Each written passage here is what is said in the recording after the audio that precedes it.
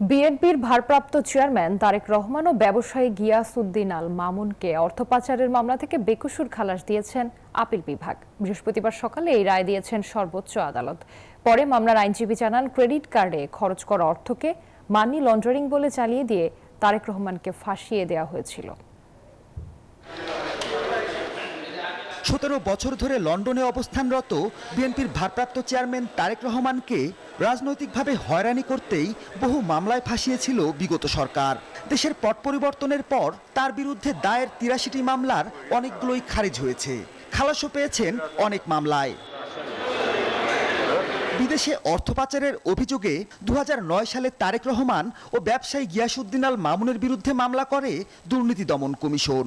২০১৩ সালে তারেক রহমানকে খালাস ও গিয়াসউদ্দিন আল মামুনকে ৭ বছরের সাজা দেন বিচারিক আদালত। অভিযোগ আছে, তারেককে খালাস দেয়া ওই বিচারককে পরে দেশ ছাড়তে বাধ্য করেছিল হাসিনা সরকার।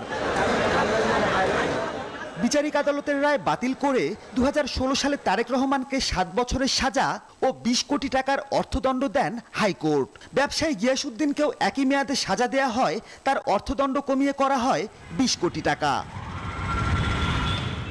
এরপর আপিল বিভাগের দ্বারস্থ হন ব্যবসায়ী গিয়াসউদ্দিন আল মামুন। তবে তারেক রহমান বিদেশে থাকায় আপিল করতে পারেননি। এমন অবস্থায় প্রধান অভিযুক্তের আবেদন আমলে নিয়েই বৃহস্পতিবার রায় ঘোষণা করেছে আপিল বিভাগ। খালাস পেয়েছেন দুজনই। এটা ইন্টেনশনালি করা হয়েছে হ্যারাসমেন্ট করার জন্য, হিউমিলিয়েশনের জন্য, এবং এই মামলা সাজা দেওয়ার মতো কোনো কিছু নাই। সেক্ষেত্রে কেউ যদি আপিল নাও করে, কোর্ট ইচ্ছা করলে তাকেও এই খালাসের যে বেনিফিট এটা তাকেও দিতে পারে। লিগ্যাল ফর্মালিটি যেগুলো আছে, প্রসিডিউরাল ল, এইগুলা সঠিকভাবে ফলো করা হয়নি। তারেক রহমান ও গিয়াসউদ্দিন আল মামুনকে এই মামলার দায় হতে অব্যাহতি দিয়েছেন এবং বলেছেন যে তাদের যে যথাযোগ্য মর্যাদা যে মানহানি হয়েছিল সেটাকেও ফেরত দেওয়া হয়েছে।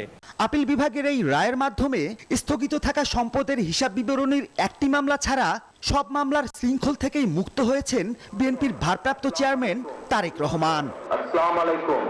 মাহমুদুল হাসান, নিউজ 24, ঢাকা।